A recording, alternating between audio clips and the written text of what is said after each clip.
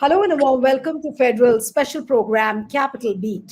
2 days after there were allegations of conflict of interest and office of profit against SEBI chief Madhabi Puri Buch, now there are new skeletons tumbling out of the cupboard. Now there is a letter which is doing the rounds, and that letter has been written by 500 employees of SEBI, and they've written a letter to the finance minister saying that Madhabi Puri Buch indulges in shouting, scolding, and public humiliation, and this has become the norm. This has made the atmosphere toxic. She uses harsh language, she sets unrealistic targets, and she also tries to micromanage.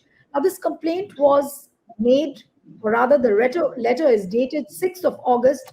Until date, we do not know whether finance minister has reacted on this or not. In fact, a lot of opposition readers today have said that what has the finance minister been doing over this letter?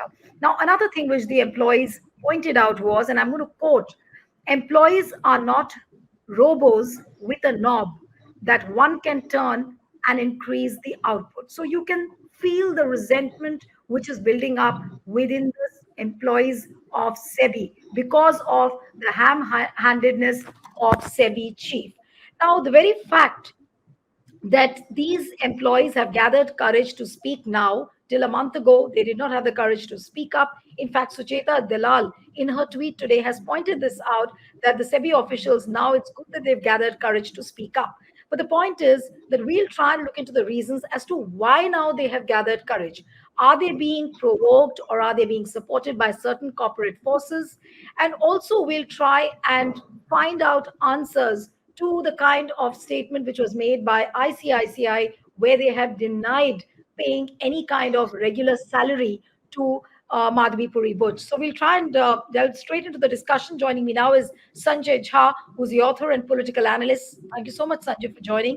We have Giri Prakash, who's the business editor of The Federal. Thank you, Giri, for joining. We have Girish Joshi, who's the veteran journalist and political commentator. Thank you so much for joining. Hello. And I think I'll be joined by independent journalist Himanshu Bayani as well. But I'll begin with Sanjay Jha. The very fact, Sanjay, that these SEBI officials have now gathered courage to speak up against the SEBI chief. What do you think is the reason why they were sitting quiet and now all of a sudden they seem to have mustered up courage to speak up against her? Well, I think obviously Neelu has got to do a lot with the circumstances and the way they have changed since the Hindenburg exposed the conflict of interest of the SEBI chairperson in the Adani investigations. But even before Hindenburg expose hit the headlines, there was a lot of concern about the way SEBI had been conducting itself. Now, one of the issues that a lot of people haven't noticed is the fact that SEBI actually amended the laws that made it convenient for overseas tax havens to conceal the names of the ultimate beneficiaries or controllers of these multiple owners of stocks, which by itself is the first evidence as to why would SEBI, whose main job is to bring transparency and to find out who are the ultimate owners and to prevent stock price manipulation, made that change. I'm sure that the officers working within SEBI, whether they are bureaucrats or they are professionals or chartered accountants, they all must have realized that SEBI as an institution is compromised. And anyone who works with an organization whose reputation is in tatters, and this is no longer just a rhetoric. I mean, the facts, Neelu, are on the table. Adani Group needs to be investigated, and it needs a deep forensic investigation. There is stock price manipulation. People don't even know what percentage of the stocks were truly public, who held the stocks from overseas, very dodgy tax havens, and were the owners of those funds already hand in glove with the promoters of the Adani Group. And then you discovered in the conflict of interest issue that the SEBI promoter, rather the SEBI regulator, was having stocks in those funds where one of the principal founders of those funds was an ex-Adani director. I mean, it's pretty straightforward. It's an open and shut case as far as I'm concerned.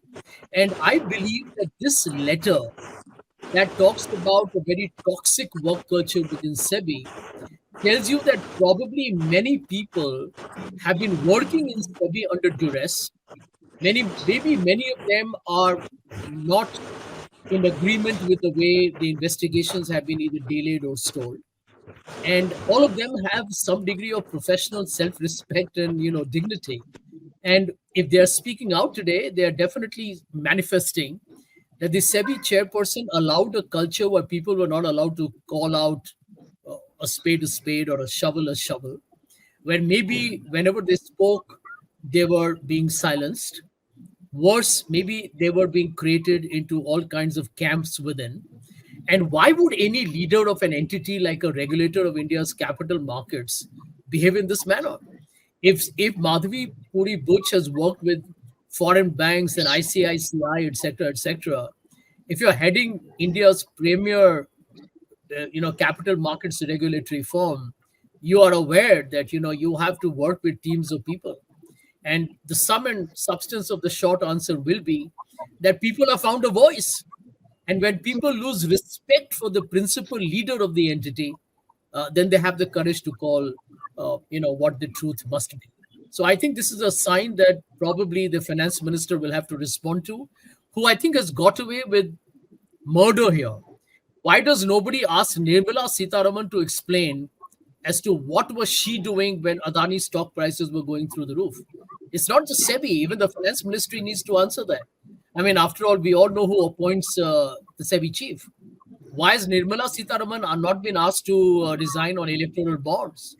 So there are many fundamental issues, but I think for the moment, I have put all the cards on the table and I would love to hear the others. All these issues which you pointed out, and that is happening because the media is not asking the questions which it should. But what I want to understand from you is that all these forces which are in play right now, do you sense some kind of the winds of change? Apparently the corporates are getting together. Not just imagine Subhash Chandra spoke up against SEBI chief on the very Yeah. day when Congress holds a press conference on the office of profit and the conflict of interest issue. On the same day, Right. he says that SEBI is corrupt and there's that. He makes a whole lot of statements. Then, then they start targeting the ICICI Bank. Now we do not know. ICICI has come out with a statement saying that no, it wasn't a salary at all, and these were all retirement benefits. But many people say that this is a full-blown corporate war, which one can see being playing out, and the biggest casualty of this will be the Modi government. Do you also sense this kind of a thing from whatever is Well, happening? well, Nilu, if you watch the BJP as a political party, they are very happy to don the mantle of being the Adani Group's legal and PR counsel. I go on a lot of TV debates where the BJP spokespersons are almost brazenly, shamelessly arguing for Adani as if Adani, the one entity, defines India. I mean, it mocks, I think, India's entrepreneurial spirit. It makes a joke of the MSMEs. In fact, I'm surprised how other industry captains suffer the humiliation as if Adani is India. Adani Group is not India. Let's call it out. And the truth of the matter is that the Prime Minister has to explain as to how did Adani Group's market capitalization grow from 4 billion in 2014 to 148 billion in 2022-23. I mean, I'm telling you this. I've been a banker, but even a basic BCom graduate will tell you that the Adani is an infrastructure and all kinds of construction projects. This is not some kind of an Nvidia, some breakthrough technology that the markets have taken it through a huge valuation. It's a bricks and mortar company. Look at their margins. I have written an article where I have pointed out if you compare the PE valuations of Adani stock to the nearest competitor was obscenely undervalued. And why was Adani so overvalued?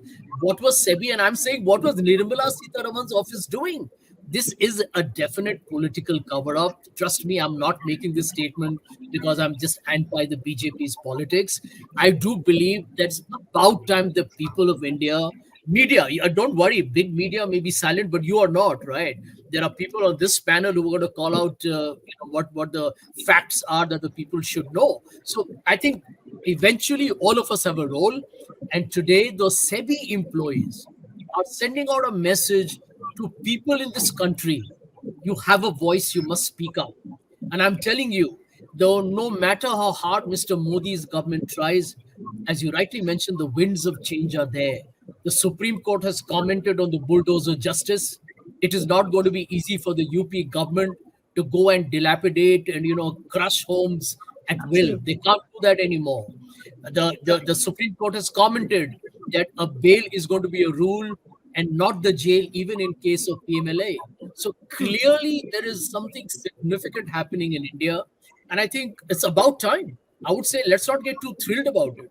I wish this had Absolutely. happened 2 years ago, but Right. better late than never. Absolutely. And now, Sanjay, since you are a banker yourself, and I really want to ask you this question, and I know you're in a hurry, you have to leave for some place, so I'll let you go after this question.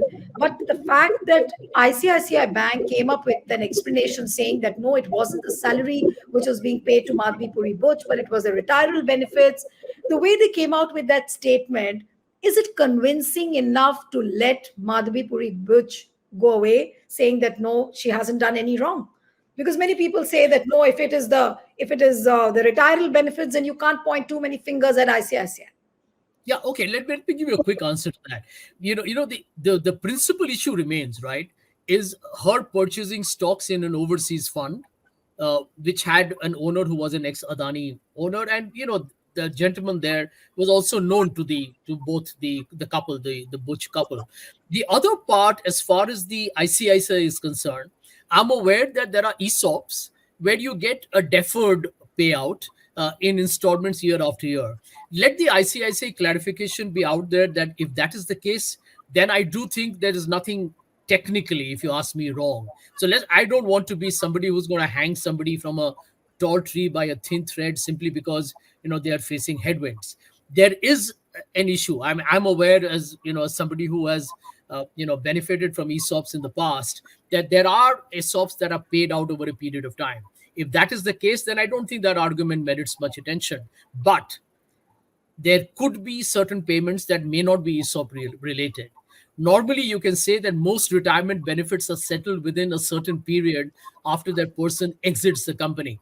So I think No, it's but, for but when I ICICI. talk about the figures, Sanjay, in the press conference, Congress said that between 2017 and 2021, ICICI paid her a salary of 12.63. 17 to 24, ICICI Prudential pays her a salary of 22.41, and ESOP value is 2.84. That is from 2021 to 2023. Now, what would you say to a money distribution like this? Does it look like a salary? Does it look like a retirement benefit? What would you say? And if technically this is correct, then has Congress really gone wrong with its press conference? That's also another question. Well, let me tell you that, frankly speaking, I'll be astonished if Madhavi Puri Buch has been so blatant as to get some kind of a commission or for past contracts or anything she did, because she's a SEBI regulator and she would be aware that these monies are received in a bank account. I really feel that the Congress may need to relook at these facts all over again. The bigger issue, in my opinion, is her husband being part of Blackstone, and how did Blackstone get its own regulatory approvals. And at the end of the day, I mean, that to me is more questionable, whether he had the expertise to be in a reality firm which is looking at significant investment play in India. To me, these are the more serious conflicts of interest. Although I think what the Congress pointed out about the association with the certain bureaucrats in Gujarat, uh, that I think is an angle that definitely needs probing as well, because there is a clear proximity between the appointment of the SEBI chairperson and people in the Modi government who probably either overlooked it, which I don't think is the case. I think they are possibly aware of some of the favoritism or the nepotism that was created in that appointment. Okay, after the press conference by Congress, does do we need to take that press conference and the facts which came out from that press conference also with a pinch of salt? Because if you're saying that no, there is a provision like this where one can avail the ESOPs, then Yeah. do you have to take the facts coming out of the Congress camp with a pinch of salt? I think probably understanding the fact that there are individuals who continue to avail of a certain ESOP, because those are the terms of the ESOP, right? I mean, Hmm. when you, for example, leave a bank or a company, you don't get all your employee stock options given to you on day one. Now there are agreements, because the company will pay you over a period of time, and obviously the stocks may have been very highly valued in a bull market. So that may be the case. So I think with all good intentions, the Congress may have got it wrong. So I'm just saying that they have questioned the ICICI and asked them to come back again with facts. Let the ICICI revert. But I would be surprised if the ICICI made a statement on Madhabi Puri Bucch uh, that gives her a clean chit, when in fact the ICICI is trying to probably obfuscate facts. I don't think that will be true. If that is the case, then ICICI will frankly be roasted in the markets, and many people there will lose the job. I mean, the situation looks very, very complicated. But thank you, Sanjay. I know you have to leave, so thank you very much for joining. And I'll come to Himanshu Bayani now, who's joined us, independent journalist. Thank you so much, Himanshu, for joining. But Himanshu, now Sanjay was talking about the fact that maybe the Congress has got its facts wrong, and maybe there is a collusion. Now, if that is the thing, and at all, if I go to that possibility that Congress has got its facts wrong, then why would Congress conduct a press conference, come out with facts like that? And even though, I mean, even BJP has reacted that now Congress has got so much of egg on their face. How would you see the revelations which have come out from the Congress's press conference? Uh, Good evening to the viewers and, of course, the elite panel. The point is that, Congress had clearly said in this press conference that this is just a tip of the iceberg. And they said that they would continue to do the politics. So I think they have still a lot in their salvo, because I don't see that, this is just going to douse over here. Before this, in previous debates also, I said that this issue is going to gain a political momentum, which it has started. Uh, Question is not that they have got their facts wrong. It's that they have brought these things into the consideration. It is now in the debate. It's now being debated. It's being talked. And if, a 16 crore worth of salary are the retirement benefits, which continued, as a kind of thing while she was working as a SEBI whole-time person, and two settlement orders were passed. ESOPs, I can understand. She could have had a lock-in period while she worked, and then she might have had that in her demat, and she might have encashed that after she realized that there is a good value for this.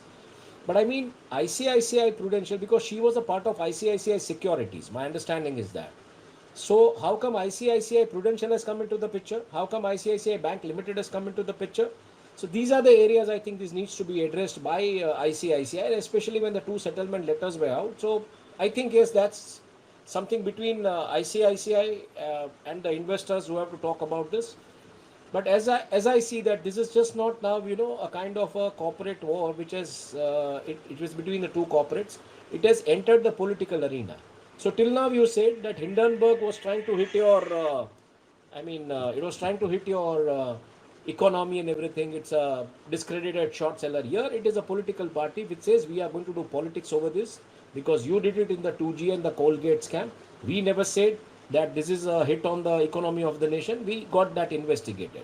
Prior to this, there were issues like Harshad Mehta and Ketan Parekh scams into the stock market, which were investigated.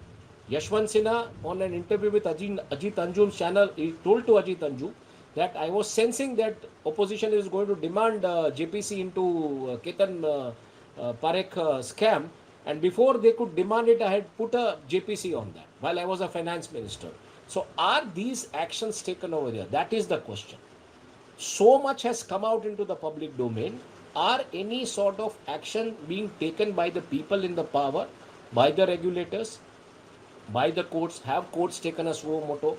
Have some investor bodies gone and filed a public interest litigation? Has the finance ministry taken some action on this? So I think the question over here is whether the facts are wrong or right, because once you come out with some detailing, obviously there is going to be a counter detailing which would say that no, this is not right or this is not wrong. On the same day, if Subhash Chandra Goel comes out and says that a bribe was demanded from me for settling my case in SEBI, and they said that as you settle the 30,000 crore worth of debts, so a 3-digit spending would not be a problem for you. So that amount in crores in 3 digits, at least 100 crores, that is what was demanded by Manjeet Singh, the person of acquaintance to Subhash Chandra Goel and somebody else, and he had met on behalf of the SEBI. These are the allegations. And now we see that a letter comes out which says that there is a toxic work culture. Journalists in Bombay are not, surprised with this toxic work culture because SEBI positionings are quite lucrative in nature. It has its own mechanism for surveillance. There could be a lot of things which could have been settled in past also, probably the co-location server scam. Now people are talking about Chitra Ramakrishnan and the co-location server scam. So obviously, there cannot be a smoke without a fire. But are we addressing, any measures to, douse this fire? The point is that are the people in the power today trying to address this fire, trying to douse this fire? That is the No, but point, and do you that is see the what happened. possibility? Do you see the possibility of these SEBI employees being either supported by some corporate forces or maybe somebody from within the government who really wants to see Madhabi Puri Buch out from the SEBI chief's post? I think it's not about whether some corporate or somebody is there behind this, but the point is that this letter has come out today. So this letter was already there before a month. The way Sucheta Dalal has said it, this is a month-old story. But what needs to be understood over here, that the timing of these things coming out has a lot of dots connected to it, which I had explained in our previous debates, and I would not mind taking few more minutes and explaining that. On Thursday, the news which went out was that Adani was going to issue the debentures worth 800 crores. So he's going for the borrowing exercise into the market. They were doing a roadshow. On same evening, there was a news on his improvement in Delhi in that list of Forbes billionaire or whatever billionaire list you call it. On Friday evening, there was a filing from the Gujarat-based oil and gas company, a Gujarat government's PSU, a Gujarat government's oil and gas arm, that is Gujarat State Petroleum GSPL, that is Gujarat State Petronet Limited, which said that they would be merging the companies and the resultant company would be GSPL Transmission Limited, which is mainly into the transmission of distribution of city gas distribution, PNG, that's pipe natural gas, and compressed natural gas. They have pumps and everything, and they are supplying one of the biggest suppliers to the industrial units in Gujarat, in Morbi and Ankleshwar and all these places. Now, obviously, the talk which was there in the business journalist circuit across Gujarat was that this merger is happening so that, let's say, one company has a particular set of number of pieces of shares, which could be 1 crore shares, and if there are 7-8 companies which are merged together, and the result company is with the 8 crore or 9 crore pieces of shares, and the equity increases, and if somebody is buying the equity, who would be that player? That player obviously would be Adani. That was the talk which was there. So Friday afternoon this happened. Sunday Congress comes out saying that we are doing a dhamaka on Monday. And on Monday the dhamaka happens. And that is again not from that Hindenburg or kind of thing, but here it is internal. And the hit is definitely Madhabi Puri Buch and ICICI Limited. Why ICICI Limited? Because in the month of June, Adani and ICICI Limited together had launched a credit card, a co-branded credit card. Now this ICICI Bank Limited once had a very good relations with one of the corporates, and everybody knew it was a kind of a private or a personal banker for that corporate. I would not like to name that corporate because I don't have any evidence right now. If I had, I would have definitely named the person or named the corporate. In that scenario, the way developments were happening, the way you see, there was another news which had come out that Mr. Khara, the SBI chairman, was to be taking the position as a SEBI chief. Now, who planted this news? That Mr. Khara is going to be taking as a SEBI chief, and Mr. Khara was already into the dogs because of the electoral bond thing. So there is somebody who is playing this game, and when Mr. Khara was to take this position, so Mr. Khara is some ex-corporates man, and Mandhabi Puri Bucch is being considered as some ex-corporates man. There was even a debate on your channel. You had also discussed with one journalist, and the way Mandhabi Puri Bucch. Are you trying to say that there are certain corporate forces which And I'm now coming to that. want And I'm coming want to that. their I'm coming to that. person to be part as the SEBI I'm, chief? I'm, Let him I'm coming to install that. there. I'm coming to that. So there was a journalist on your channel who had advocated strongly on Mandhabi Puri Bucch. Why? Because the co-location server scam, they want Mandhabi Puri Bucch over there to investigate that Chitra Subramaniam thing, because she was even investigated, she was even inquired, she was even summoned by the JPC in that manner. So the things are very clear and loud that there are corporate lobbies playing this thing out over here. And this thing, in 48 hours, after 3 p.m. on Friday in metro cities like Mumbai, Delhi, Kolkata, Chennai, Bangalore, people don't even answer your calls. And here you have all the information, you come out on Monday, and then there is Subhash Chandra Goel who comes out. Then there is Economic Times, which does this story. Of course, everybody knows the lineage of Mr. Vineet Jain, the owner of, the Times Group. So there is a corporate lobby which has come together. That's what we sense, what we gather, what's the kind of talks we gather, the dots we connect. And these corporates definitely don't want the people in power to gain some momentum in Maharashtra, because Maharashtra are the money bags, Mumbai is the money bags. Elections are there in Maharashtra, and that's the reason all these exercises happening. Now there could be a negotiating instrument from these corporates with the people in power, or there could be a negotiating instrument from these people, the corporate group, with the people who are sitting in opposition. So we don't know what is there behind the curtain, but these are the talks which are happening. In the way we connect the dots, these things are happening. So if you target ICICI, this corporate which has a fintech entity, which has SBI people on its board, so there could be a well thought strategy if they target. इसे कहते हैं एक तीर से दो पंछी मारना. You even hit Madhabi Puri Buch, you even hit Adani, and you even hit the ICICI bank. And who is interested in hitting ICICI bank? So there is another thing which is happening. Government had kept something like BSNL at its trump, and now they are coming out with the BSNL. So if BSNL goes tomorrow with the Starlink, with the Tatas and everything, so who is going to be again hit over there? The player who has gone strongly invested into the telecom, based on the telecom investment strongly into the retail sector. So this whole game is now a part of corporate war, which has been politicized, and let us wait and watch what are going to be the outcome of this thing. But amidst this, what is happening is that there is no voice. I mean, the three possibilities which I look, either the Supreme Court has to take a suo moto, either investor group has to go and file a public interest litigation into the Supreme Court asking about regulators and all this, because now you have two listed entities, Adani Group and ICICI Limited, and the regulator itself into the docs. Or there is a finance ministry which will take its own section, the way Yashwant Sinha had taken during his tenure in the Ketan Parekh scam. So these are the three possibilities we are waiting for, but let's see what happens. If it's not happening, then there is definitely a negotiating trump from corporates, and corporates are pressurizing more. They have gained a lot from this government, and they are trying to squeeze out this government more out of it. All right. So what you have explained looks like a very, very complicated situation. There are certain forces which are evidently at play. Either they're trying to dislodge the SEBI chief, or they're trying to put some sort of pressure, or they're trying to maybe, install their own person as a SEBI chief. A lot of things could be the possibility. But the fact is that the government has remained quiet to all this. Finance minister should have responded. Prime minister should have responded, but they haven't done that. Now, Girish, I'll come to you. How do you read this situation? And the way the things are happening, there is a chronology to it. The Hindenburg report comes out, Hindenburg report 2. Then there are allegations of conflict of interest, office of profit. Then you have a sequence in which SEBI officials are writing a letter, though it's an old letter, but it comes out in the public domain. And all the business papers, Economic Times reports it, and then it is followed up by all the other business papers. Now, what do you think? Are the corporates getting together now to put some sort of pressure on SEBI, or they are trying to indicate that now, the corporates have taken the reins of the government and they're trying to put pressure on the Modi government? How would one read this situation politically?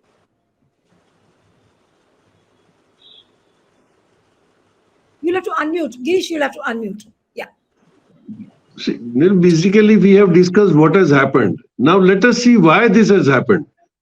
80% the backward OBC people have now realized that this government is bent upon killing the constitution. Now, I'll give you some reasons that why they are trying to kill. Let the learned people know that. 1992, SEBI has become a statutory body. If it becomes a statutory body, it is governed by Article 3112 of the Constitution, where you have got procedures and DOPT looking on. You cannot recruit a man. So if you remember very well, when Modi took up as PM, he said that Babus will not run the country. Who are the Babus? The administrative people, the IAS, the IPS and ICS and all. So literally what they have done is they cut short the Article 311, DOPT has now no more role to play. But problem is that if you want to remove the man protected under Act, that is IPS and I people, there is a whole of a procedure. You'll have to give an opportunity, you'll have to summon him, you'll have to a departmental inquiry. Now, these all things can be done away with, because if you don't appoint an IAS or IPS on the post, but all the PSUs, they are to be governed by the IAS or IPS administrative man. So literally they removed this. Madhabi Buch is the latest example. Till today, SEBI has been governed by IAS officers because they have been basically trained to look into all the departments. See, it's too difficult for reaching that place. After 30 years, a collector in a district becomes an secretary. So this is a long journey where he has looked into all the aspects. Now they did away with this. RBI governor is the second case. So what they basically wanted is to control the administration where there are no IS, IPS anymore, because probably that association is very strong. You cannot punish them immediately; they'll come out. But the fear factor that they started creating from Gujarat was there were many IAS, IPS officers they were put behind the bars. They were asked to do something favorable, but then that was again taken it as an offense, and they were behind the bars. So they created a fear factor that even IAS, IPS lobby would not be going against the government because they are behind the bars. This fear factor they have carried to Delhi, and now they don't want this to happen. If this was so short a message, December 2019, in an Economic Times award function, Rahul Bajaj was the whistleblower. In presence of Amit Shah, he said that tax terrorism will kill the economy of this country. These were the words he used there in a public function. So this is not, the moment they came, their idea was this, that kill that all constitutional guidelines that we have, all that DOPT rules that we have, all the recruitments, there is, then suddenly, 1964, you had a commission which recommended CVC. That was the most strong body in India. Now, Central Vigilance Commissioner, when posted there, I know we have many cases. Once you complain to CVC, it has got a very big result coming out of it. And the officers used to get afraid when you say that I'll complain to CVC because you had online complaints. So basically, you understand this all is happening only because they have stopped posting all that intelligent and administrative officers there. They have placed their own men, and this is not only with SEBI, it is with the universities, it is the governors, everywhere. So within these 10 years, they are ready to do this, and now corporates have realized that if they take over the even administration of the government and they do what they want, you have seen what has happened, how the airports have gone to Adani, how ports have gone to Adani. There are no norms being followed. But this won't be possible if there are IAS and IPS sitting there. So these things have been removed now. And this is what really is bothering the corporate world now. Yeah. All right. Now, towards the end, I'll come to Giri. Giri, how do you really read this entire situation of how allegations of office of profit and allegations of conflict of interest have come up, and now SEBI officials writing a letter to the finance minister against the work culture which prevails in SEBI? How would you read this entire situation politically and also from the business point of view? See, let us look at the big picture here. This is perhaps the first time where one of the regulators under the current government is being questioned. I mean, this has been perhaps the one major kind of scam that has happened where the regulator has been questioned, and obviously the regulator has connections with the government. They are the ones who go and recruit them and all that. So this is much more than what we look at the nitty-gritties of the regulator itself, whether what should be done and what should not be done. This is clearly some kind of an issue which I think the government should take note of, because if you look at even if you look at the fact that SEBI is the one which has, the entire government is now compromised in a certain manner. No longer will any kind of let us look at any SEBI kind of regulations and all that will keep getting questioned one after another. It's not going to stop here, right? There'll be more of such cases coming up. What should the government do about it? These questions will get asked in Parliament time and again. So I think the government should take serious note of it, and whatever that needs to be done, either getting a few people to resign or plugging the loopholes, it has to do that. This is a direct kind of attack on the government more than the SEBI itself. I think that's the big picture here. Whatever that happens inside, whether the corporates are involved or whether they are not involved, is no longer the question. If the stock markets are the barometer of any economy, right? And if that is not taken care of, you start doubting every number that comes out of the economy. But you were saying that the government should take some corrective steps, they should try and plug the holes. But rather than doing all this, they are not even trying to break the silence. Now, what does this silence go to show, Giri? I assume there are two ways to look at it. One is that they're too shocked to react. They didn't expect this. The other thing is they assume that the problem will go away. You see, we are talking of the stock exchange regulator. We are talking of the regulator. We are not talking of anything else. We are talking of the most important regulator in the country. SEBI is the most important regulator of the country. And they are taking time to react, but they better react fast. If they don't, then anything that SEBI does, either it could be as simple as pulling up the fin influencers, or it could be coming up with a new kind of regulation, will get questioned time and again. Because the person sitting at the top is now being questioned about ethics and everything else, about the financial dealings. You can't just brush this aside. They'll be doing at their own peril. Absolutely. And I still remember what the press conference from the opposition leader said, that the Caesar's wife has to be above the suspicion. But the big question is that why government is wanting to remain silent.